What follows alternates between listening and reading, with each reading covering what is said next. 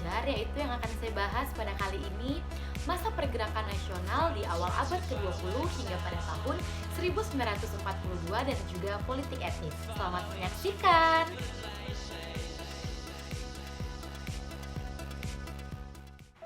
Baiklah, langsung saja saya akan membahas mengenai masa pergerakan nasional awal abad 20 hingga pada tahun 1942. Sebelum memasuki penjelasan yang lebih lanjut, saya akan menjelaskan terlebih dahulu apa yang dimaksud dengan pergerakan nasional. Pergerakan nasional merupakan sebuah perjuangan yang dilakukan oleh organisasi secara modern ke arah perbaikan hajat hidup bangsa Indonesia yang disebabkan oleh rasa ketidakpuasan terhadap keadaan masyarakat yang ada. Selanjutnya yaitu faktor-faktor yang menyebabkan timbulnya pergerakan nasional. Yang pertama, faktor internal, yaitu rasa ketidakpuasan, penderitaan, kesedihan, dan juga kesengsaraan dari bangsa Indonesia terhadap penjajahan dan juga penindasan kolonial. Sebenarnya, rasa ketidakpuasan ini sudah lama diungkapkan melalui perlawanan-perlawanan bersenjata melawan Belanda di berbagai daerah. Misalnya, Perang Diponegoro, Perang Padri, Perang di Makassar, dan juga lain sebagainya. Namun perlawanan-perlawanan itu mengalami kegagalan karena di antara mereka belum ada rasa persatuan. Nah, dari kegagalan-kegagalan ini kemudian menyadarkan kaum-kaum pergerakan nasional untuk merubah taktik perang dan juga strateginya untuk mewujudkan cita-cita yaitu Indonesia yang merdeka dengan mendirikan suatu organisasi modern.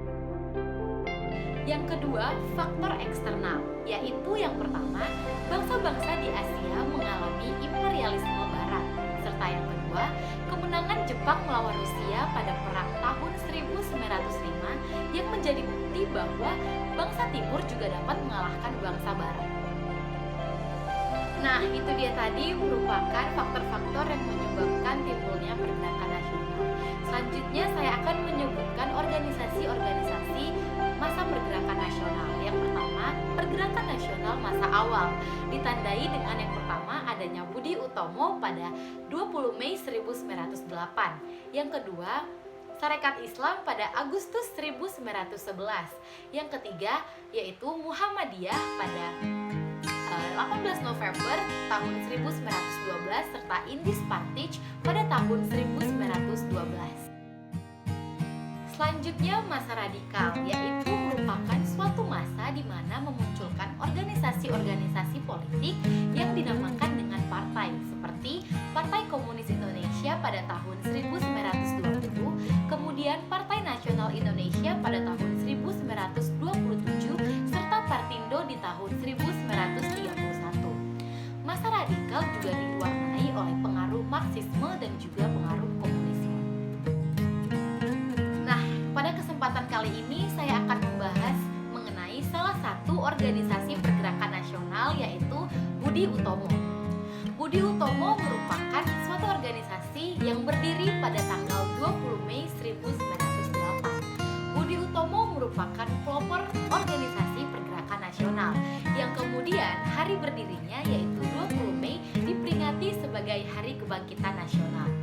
Budi Utomo digagas oleh Dr. Wahidin Sudirohusodo yang merupakan seorang dokter Jawa yang berasal dari Surakarta.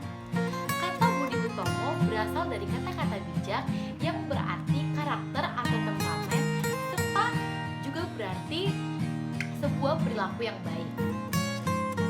Selanjutnya saya akan membahas mengenai latar belakang Budi Utomo, yaitu adanya gagasan dari Dr. Wahidin tentang perlunya untuk meningkatkan dan juga memperluas pendidikan kaum Indonesia yang kemudian diperluas oleh mahasiswa Stovia.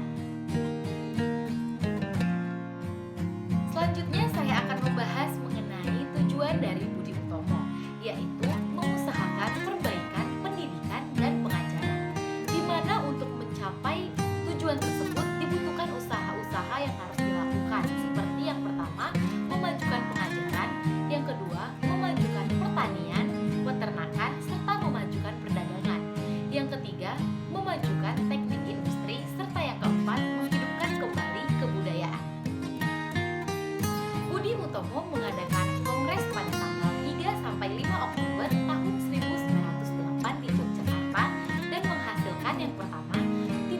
tentang urusan politik dalam organisasi Budi Utomo.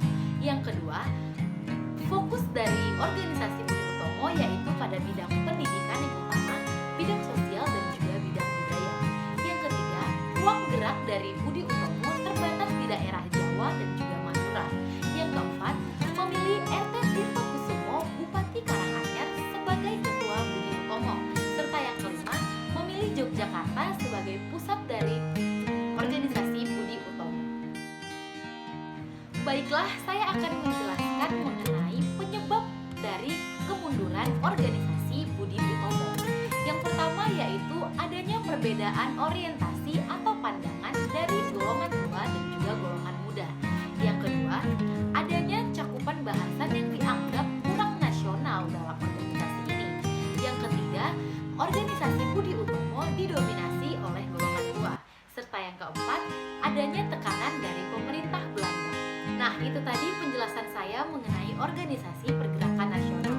Selanjutnya saya akan membahas mengenai politik etis.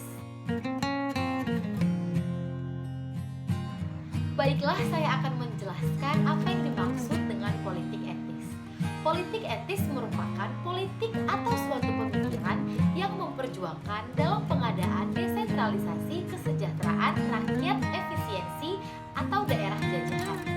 Politik etis dikenal juga dengan sebutan politik balas budi.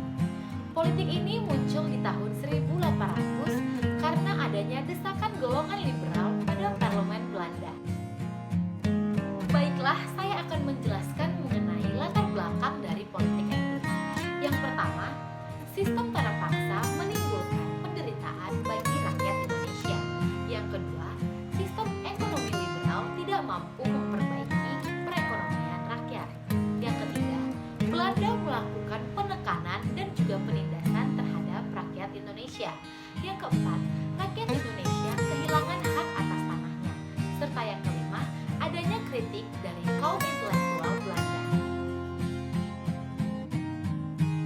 Baiklah, selanjutnya saya akan menjelaskan mengenai tujuan dari politik etis. Yang pertama yaitu memajukan bidang pendidikan dengan mengadakan pendidikan bagi rakyat pribumi. Yang kedua, memajukan bidang irigasi dengan membuat sarana dan juga jaringan pertanian rakyat pribumi. Serta yang ketiga, mengadakan emigrasi yaitu mengorganisasi perpindahan penduduk. Aturan pelaksanaan politik etis sesuai dengan pidato Ratu Belanda Wilhelmina pada 17 September 1901 yang terangkum dalam program Ries Politika yang berisi mengenai yang pertama bidang edukasi atau pendidikan, yang kedua irigasi atau pengairan, serta yang ketiga yaitu emigrasi atau perpindahan penduduk.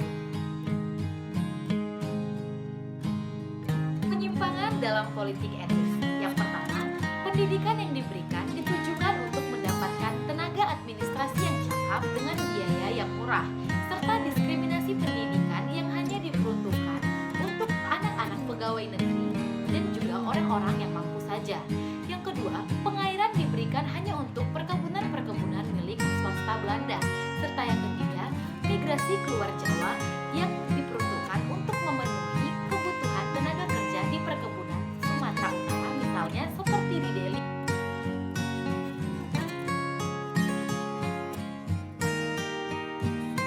Dampak politik etis bagi rakyat Indonesia. Yang pertama, sejak tahun 1900 berdiri sekolah-sekolah sehingga memunculkan kaum terpelajar atau intelektual.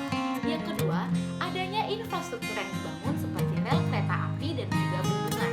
Yang ketiga, munculnya desentralisasi atau otonomi daerah. Yang keempat, adanya persaingan yang semakin kuat dan juga melahirkan perusahaan-perusahaan asing di Indonesia. Nah, itu tadi penjelasan saya mengenai masa pergerakan nasional dan juga politik etis. Jangan lupa like video ini dan juga subscribe channel ini. Bye, thank you.